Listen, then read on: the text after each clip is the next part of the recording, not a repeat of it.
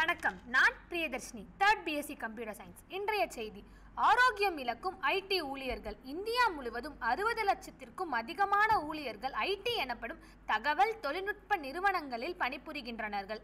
இவர்கள் 90% பேருக்கு அதிகமாக ஊழியத்திற்கு ஆரோக்கியத்தையும் மகிழ்ச்சியையும் தொலைப்பதாக இருக்கிறார்கள். தனியார் துறையிலும் அரசு துறையிலும் கூட அழுத்தம் இருந்தாலும் ஐடி நிறுவனங்களில் அளவுக்கு இல்லை.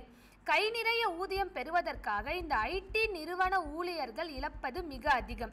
நாள்தோறும் 12 மணி நேரமாவது ஐடி ஊழியர்கள் கணினியை கட்டிப்பிடித்து கொண்டிருப்பதாக வேண்டும்.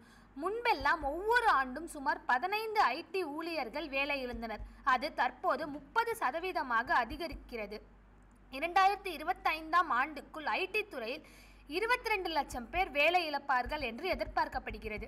பல ஐடி நிறுவனங்கள் ஊழியர்களுக்கு அழுத்தம் கொடுத்து அவர்கள் ராஜினாமா செய்ய வைக்கிறது. கர்நாடகா, மகாராஷ்டிரா போன்ற மாநிலங்களில் ஐடி நிறுவனங்கள் தங்கள் விருப்பப்படி ஆட்குறைப்பு செய்ய முடியாத வகையிலும் சட்டம் உள்ளது. ஆனால் தமிழ்நாட்டில் அப்படி இல்லை. இங்கு ஐடி நிறுவனங்களின் இயக்கம் கட்டடத்தும் 2 தலைமுறை இளைஞர்களுக்கு ஆரோக்கியத்தை வெகுவாக குறைக்கிறது.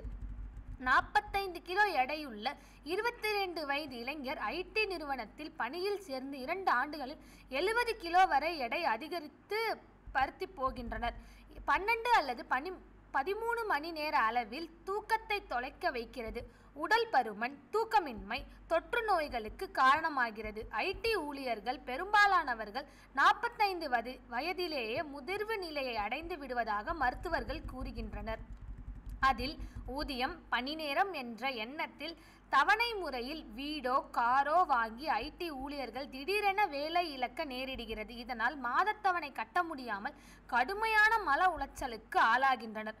அலுவலகத்தில் கொடுக்கப்படும் அழுத்தத்தாலும் வீட்டில் மகிழ்ச்சியை தொலைப்பதாலும் 40 வயதுக்குள்ளே ஐடி ஊழியர்கள் பலரும் சர்க்கரை நோய், இரத்த அழுத்தம் போன்ற குறைபாடுகளுக்கு ஆளாகின்றனர்.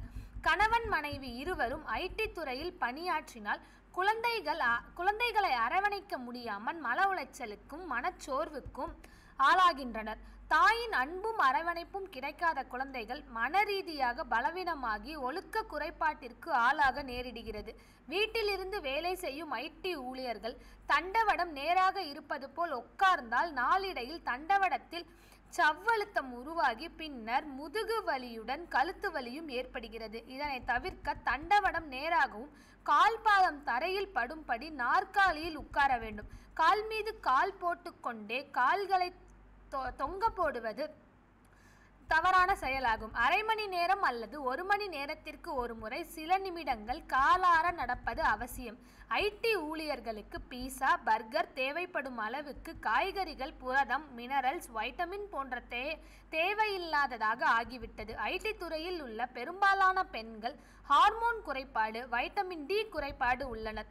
அவர்கள் சத்தான உணவுகளை உரிய நேரத்தில் சாப்பிடுவதை வழக்கமாக்கி கொள்ளாவிட்டால் அது அவர்கள் வாரிசுகளையும் பாதிக்கும்.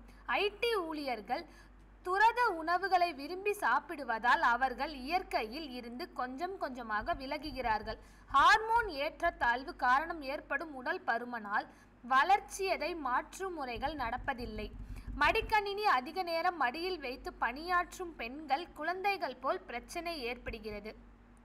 பணியழுத்தம், அவர்கள் கருவு தள்ளி போடுதல், சிலருக்கு வாழ்க்கை முறை மாற்றுதல் தானாக தள்ளி போகிறது. இளைஞர்களுக்கு விந்தணு உட்படுத்துதல் குறைகிறது.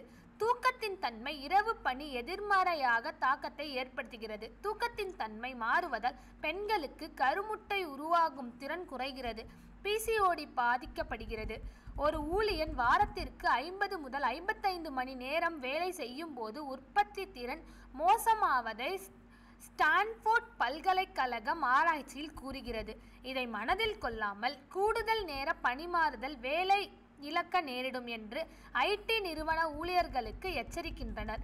பலர் வெளிநாடுகளில் ஐடி நிறுவன ஊழியர்கள் பணியிலிருந்து விலக விரும்பினால் 4 வாரத்திற்கு முன் நிறுவனத்திற்கு தெரிவித்தால் போதும். ஆனால் இந்தியாவிலோ இது 90 நாளாக உள்ளது. பொதுவாக அதிக பணிச்சுமை காரணமாக உடல் களைப்படையும் போது மிகுந்த சோர்வு, தலைவலி ஏற்படும். கவலை, சோகம், எரிச்சல் போன்ற உளவியல் சார்ந்த பிரச்சனைகளுக்கு எதிர்கொள்ள நேரிடும். எனவே தங்கள் ஊழியர்களுக்கு சராசரி மனிதன்தான் என்பதனை ஐடி நிறுவனங்கள் உணர்ந்து கொள்ள வேண்டும்.